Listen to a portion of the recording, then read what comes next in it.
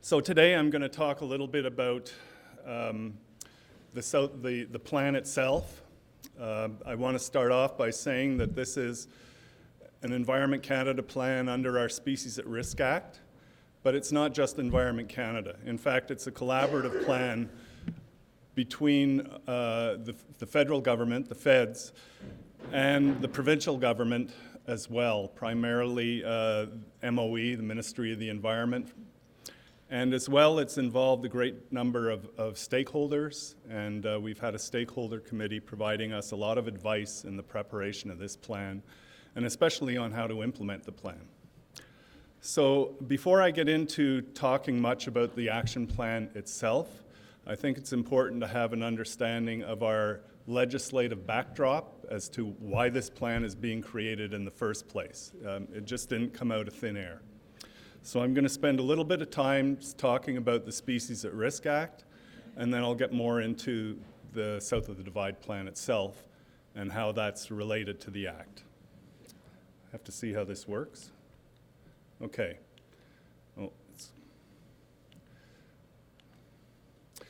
Okay, so a little bit about the Federal Species at Risk Act. This is an act that was created in 2003, or came into force, I should say, in 2003. And in simple words, the purpose of the Species at Risk Act is to prevent species from becoming extirpated or extinct in Canada. It's supposed to provide for the recovery of extirpated, endangered, and threatened species, and I'll get into those definitions a little later. And it's also supposed to provide for ongoing management of species of special concern to make sure that they don't become endangered or threatened. And the focus of the plan of the Act is really on recovery from human-related activities that may be putting these species at risk. And the Act places a great deal of emphasis on stewardship as being a principal way of helping to recover species. But of course, as many of you know, it does have a regulatory backbone as well to back up stewardship when required.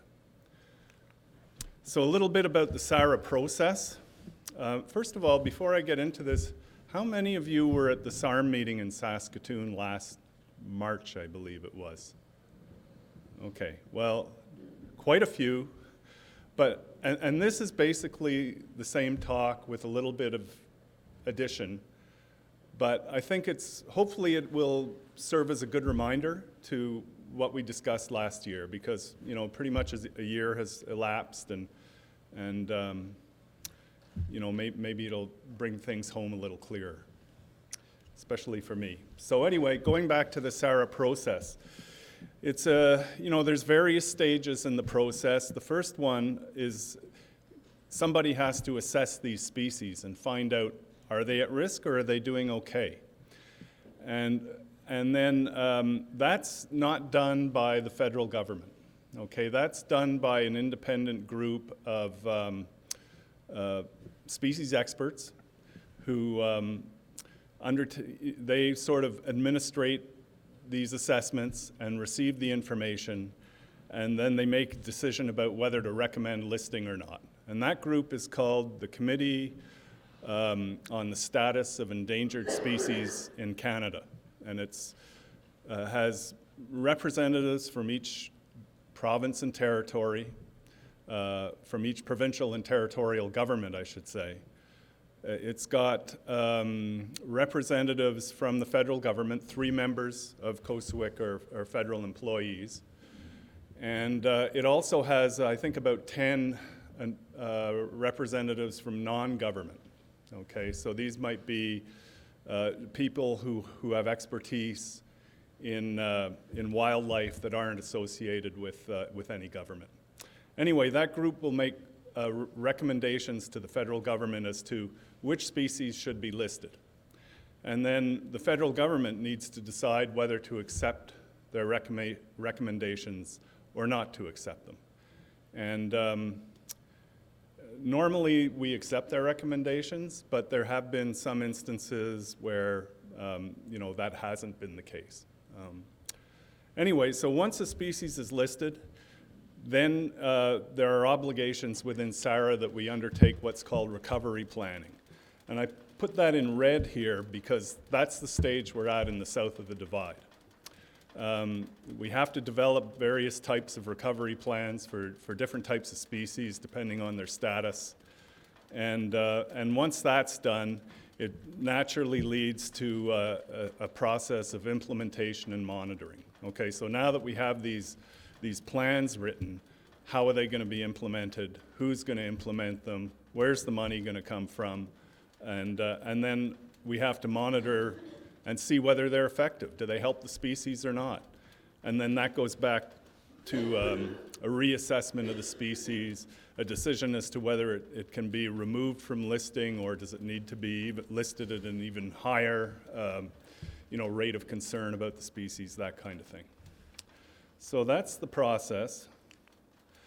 Now I mentioned recovery planning, which is the stage we're at right now. So for threatened and endangered and extirpated species, an example of a threatened species here is loggerhead shrike. Example of endangered species is sage grouse. An example of an extirpated species, that's a species that exists somewhere else in the world but no longer exists in Canada, at least no natural populations. So an example of an extirpated species is the black-footed ferret.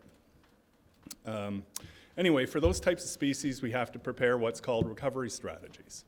And those are just broad documents that talk about the general approaches that are needed to recover the species.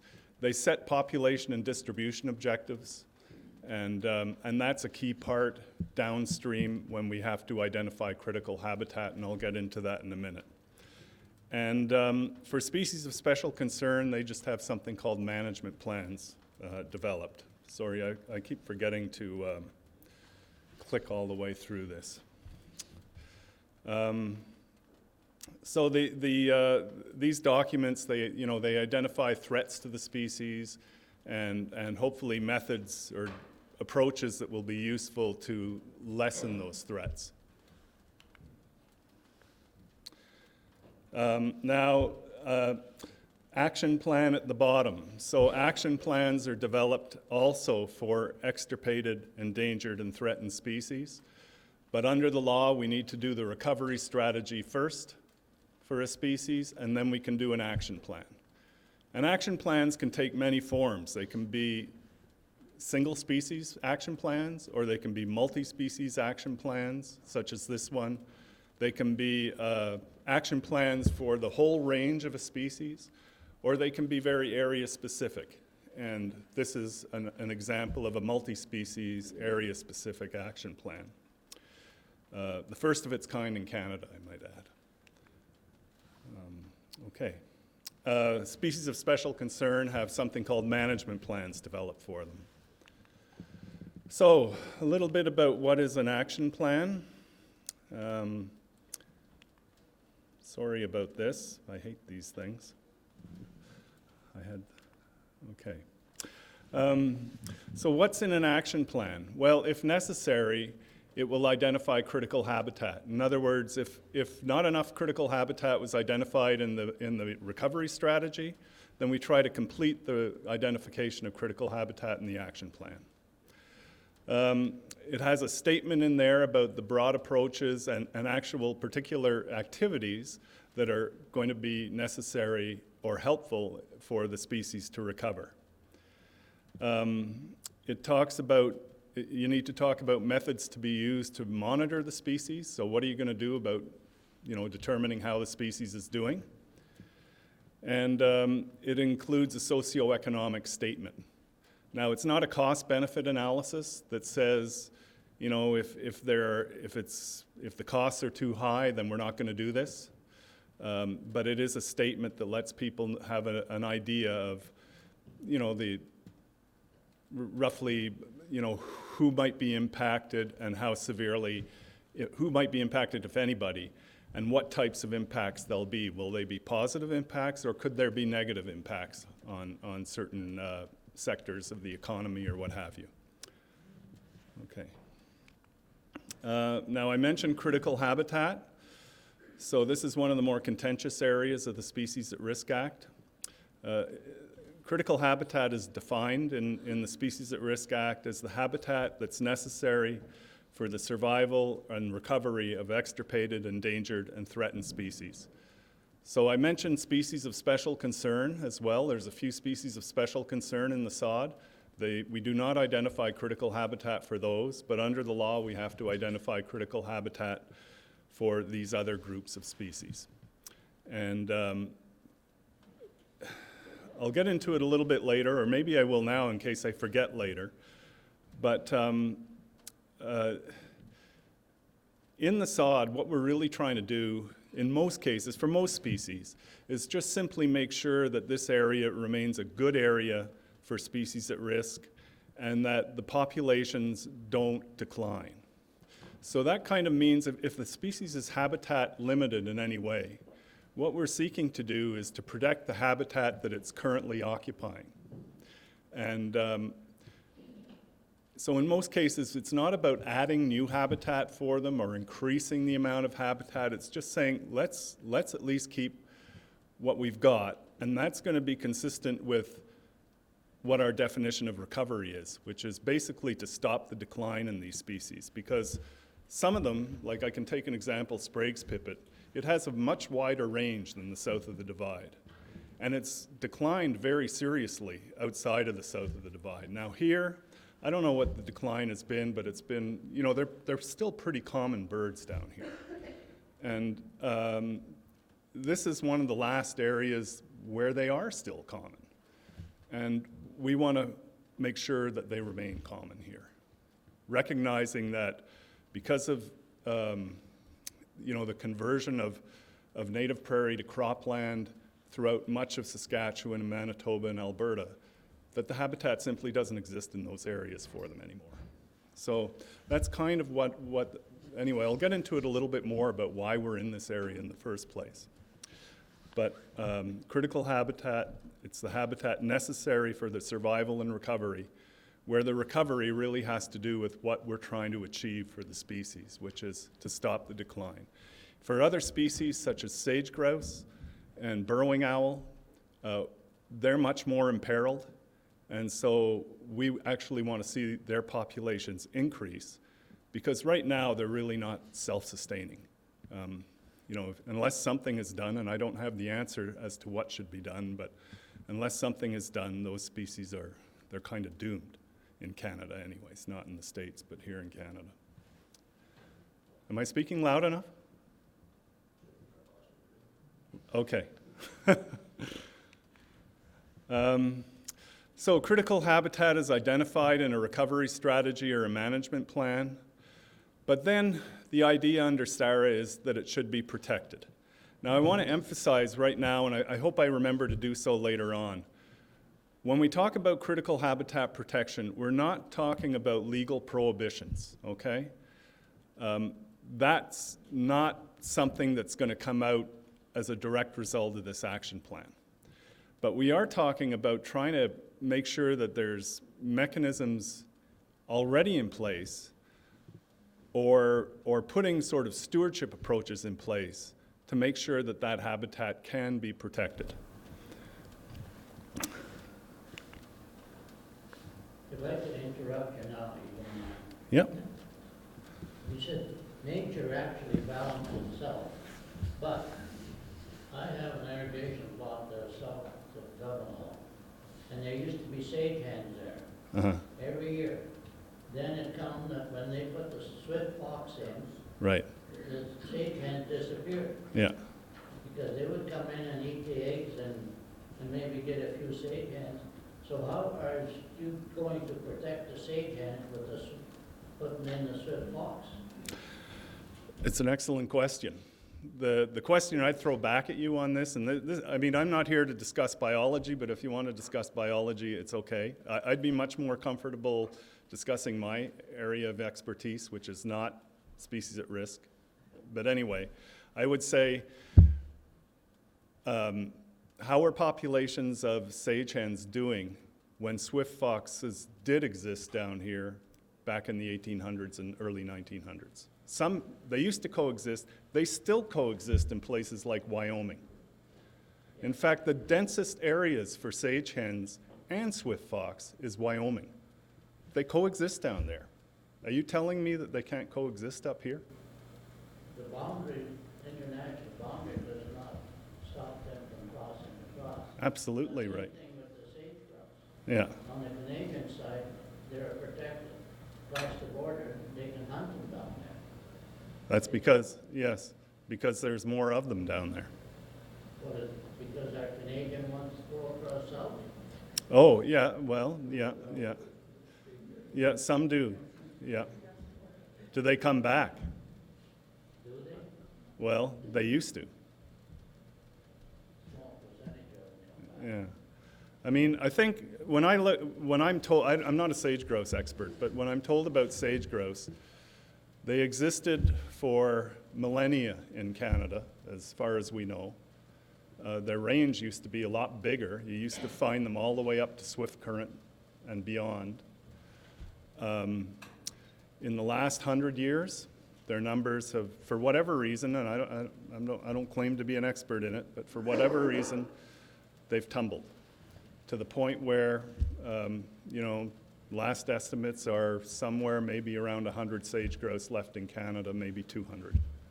So. You know, Weren't around here in 1900. yep, I mean, all you got now is information that somebody handed it on. exactly, And yeah. you're coming here to talk to us as experts. Well, no, I'm saying I'm not an expert. I'm saying we've taken information from where we could get it, and we're trying to apply that information the best way we can. Yeah, but is that information any good? I believe it is. I'm told it is by our species biologists, people who have studied wildlife all their careers. So I'm hoping it's good. Yeah. Thanks. Okay. Anyway, so as I mentioned, when we identify critical habitat on provincial and private land, that doesn't come with prohibitions. What we need to do is to seek methods to make sure it's protected, and we don't want to go down the road of prohibitions as happened with the emergency order for the sage-grouse. Okay, I think most people here are familiar with the emergency sage-grouse order. I see some people nodding, but that's a road that we really don't want to go down. And nobody in this room wants another order. I can tell you the federal government doesn't want to make another order. But as I'll describe later on, there may be situations in which it's forced to consider an order. Okay. So moving on. Okay, so I mentioned that on provincial and private land, we look to the laws of the province to see if the laws of the province are sufficient, existing laws of the province are sufficient to protect the critical habitat. We'll also look to something called Section 11 agreements. This is in the Act, which are agreements that can serve numerous purposes. That doesn't have to be about habitat protection, but it can serve the purpose of having an agreement to protect habitat for species at risk. Now, I want to put a big caveat on this bottom one, because we don't have, although Section 11 agreements, Section 11 refers to Section 11 of the Species at Risk Act. And although the Act has this legal mechanism for protection, there's no Section 11 agreements registered in Canada yet. So that's something I really hope will come into place eventually, and sooner rather than later. We have a couple of agreements here that we'd like to, in the south of the Divide area right now, that we would hope to see ratified as Section 11 agreements, which the Section 11 agreement needs to be signed by the Minister of the Environment. And but I don't have an answer for you as to whether that's actually going to happen or when it's going to happen. But you know, there are some things that are, I just don't know what's going on. Probably a lot of things. So, okay, so over to the South of the Divide project. I have to, so what is it? Okay, so the South of the Divide project, it's going to develop and implement what we call a SARA-compliant action plan. I talked about what an action plan is and that there's a legal requirement for them. It's a multi-species plan. In this case, it takes an ecosystem approach, which I'll talk about in a couple of minutes. And I think the thing I want to emphasize most on this slide is that it's a collaborative approach. It's not just the feds. The province is heavily invested in this as well. And we've had great involvement from a select group of stakeholders who've been giving us advice on what should be in the plan and also on how to implement it. So where it is, I think it overlays portions of, I can't remember if the number's 13 or 14 RMs, but there's 4 RMs that are wholly contained within the area. The South of the Divide basically refers to south of the Milk River watershed line, and so it's really the Frenchman River and Battle Creek watersheds in southwestern Saskatchewan. So a little bit about why this area was chosen. First of all, much of the area is still native grassland, and native grassland is very important for many of our prairie species at risk. There's 21 species at risk in this region, and the action plan pertains to 13 of those species. There are other species not in the plan yet because they were only recently listed under the Act in the last few years, and we've been in the process of preparing recovery strategies for those species. I hope to remember to speak to that a little bit later. The idea, though, is that in implementing the plan, we should pay attention to those other species too. We shouldn't ignore them. One that you may be familiar with is ferruginous hawks. That's that big sort of light-colored hawk that's fairly common down here and not very common anywhere else in Saskatchewan. So, and finally, why was the area chosen? Well, we have something called the Canada-Saskatchewan Species at Risk Committee, and this is a provincial and federal committee, and they basically directed their staff to prepare an action plan for this area. So a little bit more about the WHO. Sorry about this. I mentioned it's Environment Canada, Ministry of the Environment. Parks Canada has also been involved, but I think it was back in about 2010, Parks decided they would do their own action plan for Grasslands National Park. They continued to provide advice to us because they have some biology experts who work in grasslands, but they're doing their own action plans. And it kind of makes sense because it's a much different, here is a working landscape. Grasslands National Park is a national park that's, well, everybody knows what a national park is. So it's a different type of area and has different types of issues. And we've also had other help from other government departments, including the Ministry of Agriculture, Ag Canada, and the Ministry of the Economy, to name a few. Sorry, I always get their name wrong, but the Water Security Agency.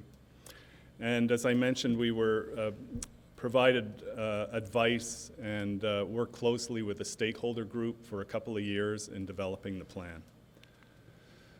So I don't want to spend too much time on this. This is kind of motherhood stuff, and why an ecosystem approach? Well, what we're trying to do here is marry together the notion of economic sustainability, social, good social conditions, and environmental sustainability, and bring those all together and make sure that we're considering all of those in putting this action plan together.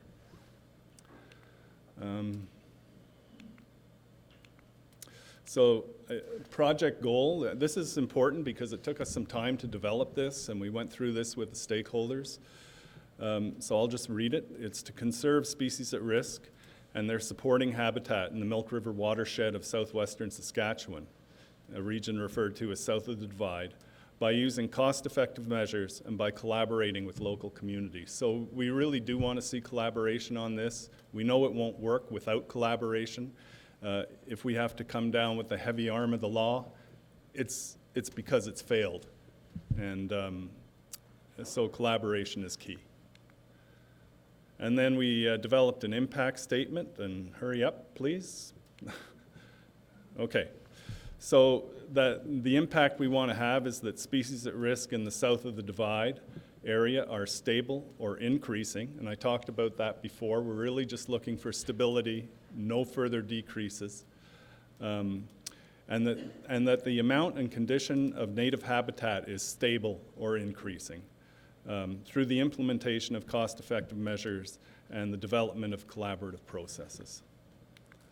So that's a pamphlet that shows the area and the species that we're concerned with.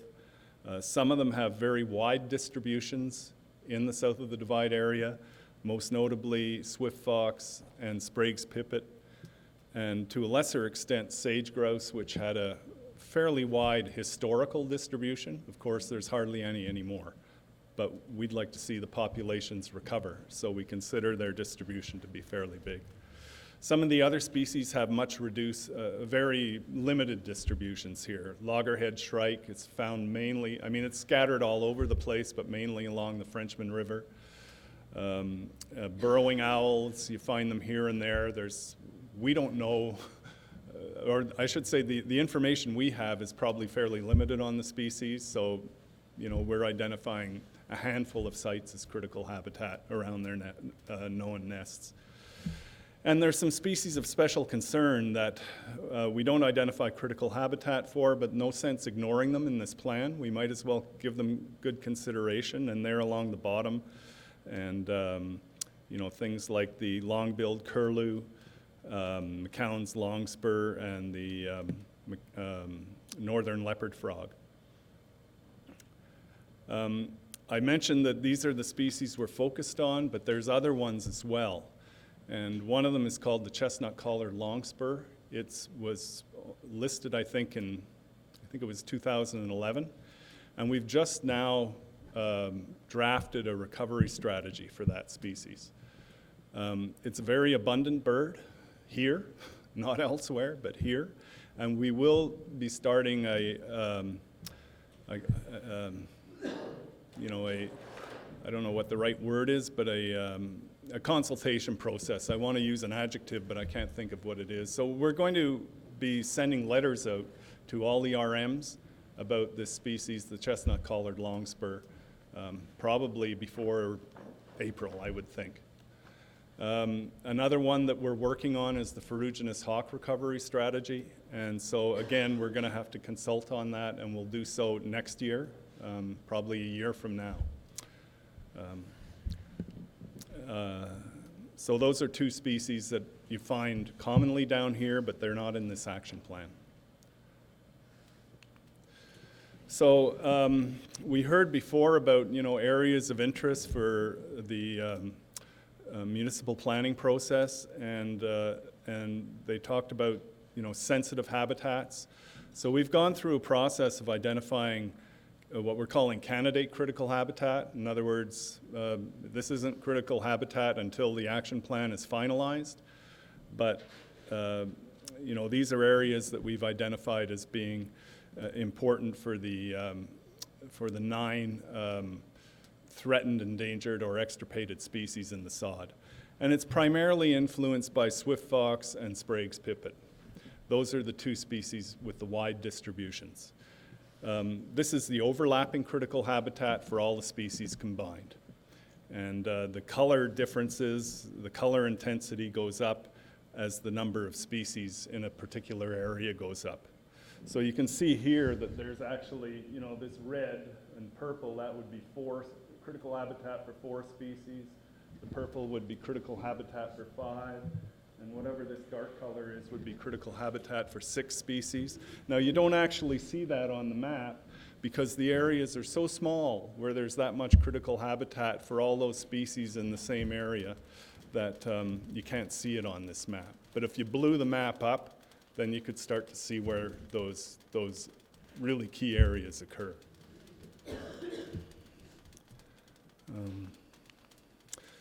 So this is just another way of looking at the critical habitat.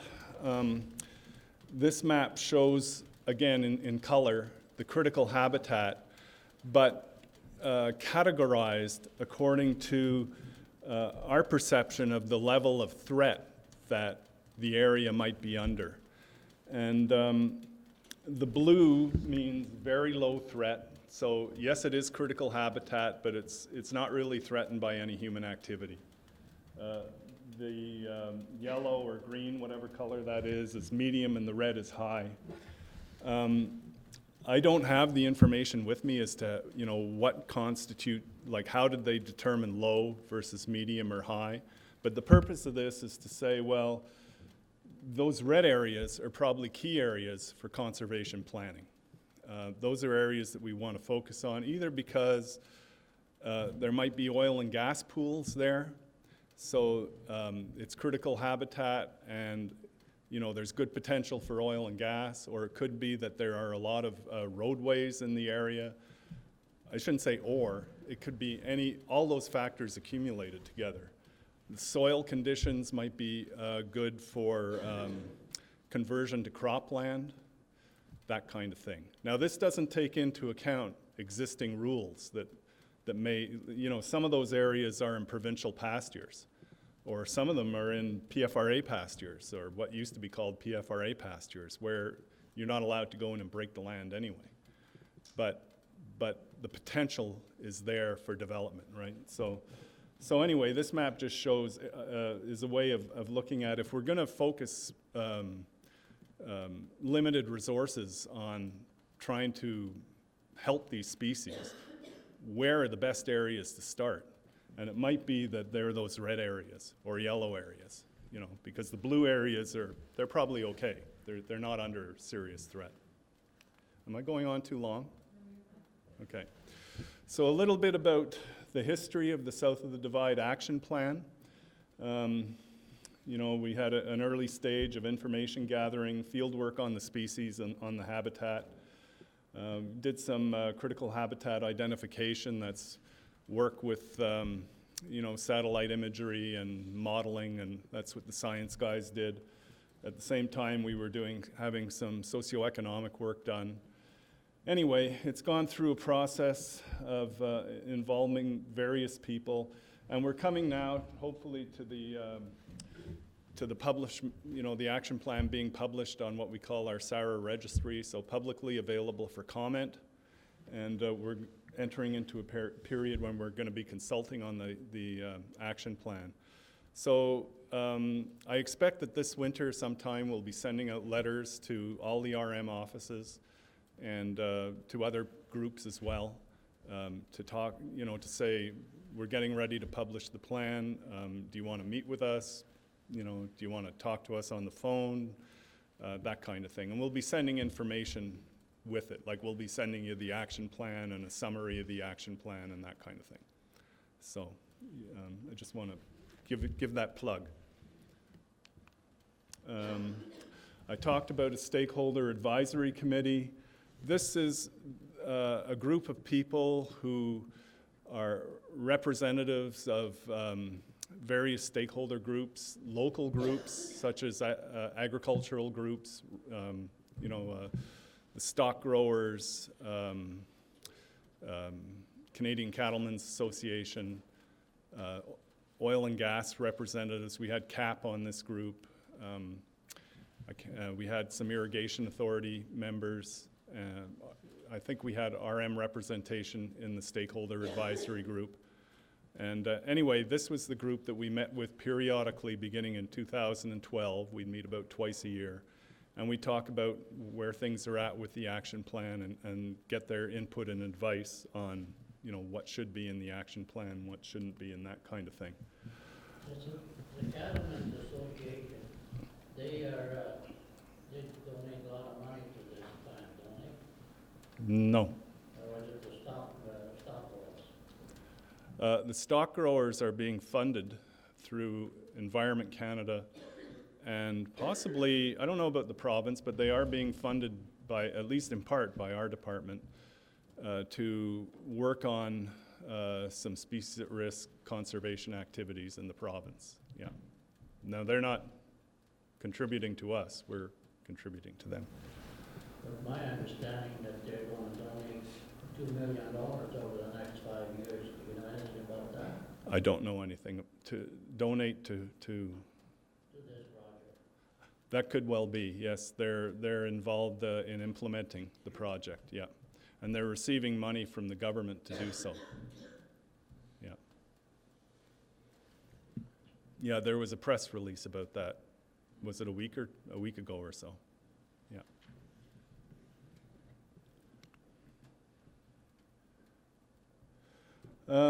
So I mentioned the stakeholder committee. We had what we call a road to implementation workshop.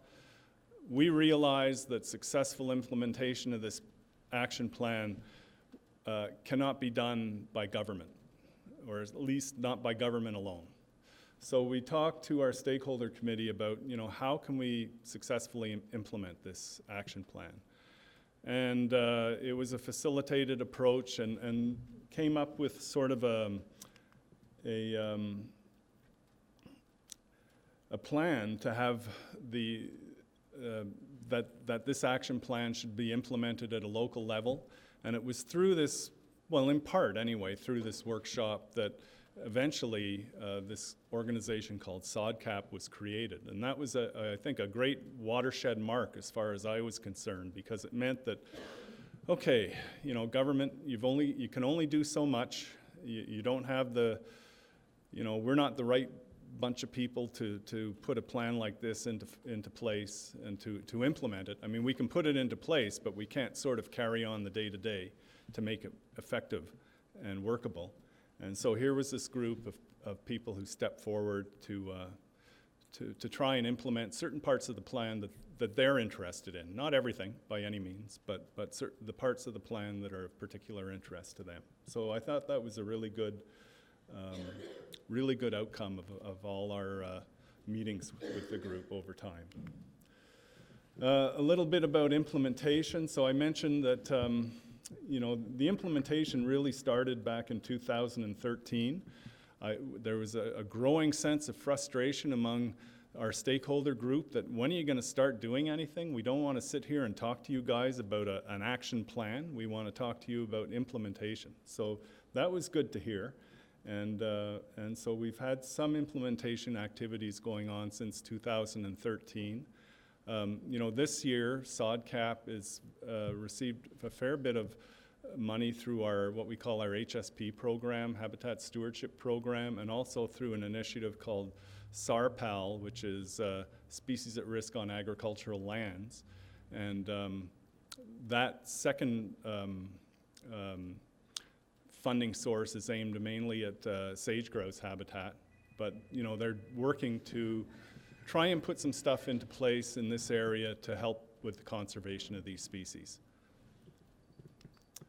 And so we recognize that there's, in implementing the plan, if we're going to be successful, it's going to rely on a combination of, and I should have put an adjective in there, existing regulatory mechanisms, especially on provincial land. It will have to be existing provincial mechanisms, as well as results-based stewardship approaches. And the idea of the results-based stewardship approaches is that the ranchers and so on know best how to deal with their land and how to get certain outcomes on their land. So we don't want to be prescriptive and say you need to build a fence here or a fence there, or put your watering spot over here, over there. What we're looking for is the result. Does whatever they're doing create the habitat conditions that are needed for the species? And they can achieve that goal however they want to, but what we're looking for is the goal, the result. So You know, that's not something that Environment Canada or even the Ministry of the Environment is actively involved in, but we're hoping to see those results-based approaches implemented down here. Okay, I'll just skip over that one. So I want to get a little bit into what we're required to do under the Species at Risk Act after the action plan is finished, after the plan is published and finalized and all that kind of thing. I mentioned that there's a lot of critical habitat being identified. So one of the things we have to do after the action plan is to assess whether the critical habitat is protected. And the reason we have to do that is because within the Species at Risk Act, there's a clause that says, and I hope I get this right, that, you know, if in the opinion of the minister, any of the critical habitat is not effectively protected, then he must produce a report saying that and make it a public report on our public registry. So in other words, before the minister can form an opinion on this, somebody's got to look at the existing laws of the province, has to look at existing agreements that may exist, and determine whether those laws and those agreements provide effective protection for the species. And if they don't, well, then the minister has to do something. He has to publish a report. Now, it goes beyond that because, okay, so this is about the reports. It goes beyond simply producing a report because over a period of time, if the minister, after consulting with the province, determines that there are no mechanisms in place to effectively protect the critical habitat, then the minister is obliged to make a recommendation to Cabinet to put prohibitions in place to protect that habitat. Okay, this isn't an EPO, it's another section of SARA, but it is about orders and about prohibitions. And Cabinet has no obligation to accept the minister's recommendation. It's at their discretion whether to decide to accept the minister's recommendation or not. But under the Act, the minister is required to make that recommendation if, in her opinion, she doesn't feel that it's effectively protected. So there's never been this type of order made under SARA yet. But the fact of the matter is that the minister's obligated, you know, to follow through on the law and make this recommendation to Cabinet if that's her opinion. And where I think where that comes into force or into play is that, you know, we have certain groups in Canada that are very, very interested in seeing species at risk protected. And they get after us when they feel that we're not doing so. And so if we don't put up a report about protection of habitat and they happen to know something went on in that habitat, they'll write a letter and they'll say, what about this section of critical habitat? You haven't produced a report. Why not? Do you think it's effectively protected? And then the minister might feel compelled, okay, I got to do something about this. And the minister will basically give us an order and say, tell me what's going on here. And if we come back and say, you know, that habitat doesn't have any protection, then the minister might feel compelled to go to Cabinet with an order. And Cabinet, of course, I was really shocked when Cabinet decided to accept the sage grouse order. So, you know, I would like to say, yeah, but Cabinet will never act on that. Well, I don't know anymore. I mean, I don't know what's going on. You get into the political levels and you just don't know what they're going to do. So I think that's really what people are worried about under SARA, and that is, I mean, it is a fair concern. So that's where I'm going to end it. Thanks for listening, and hopefully I didn't put you all to sleep.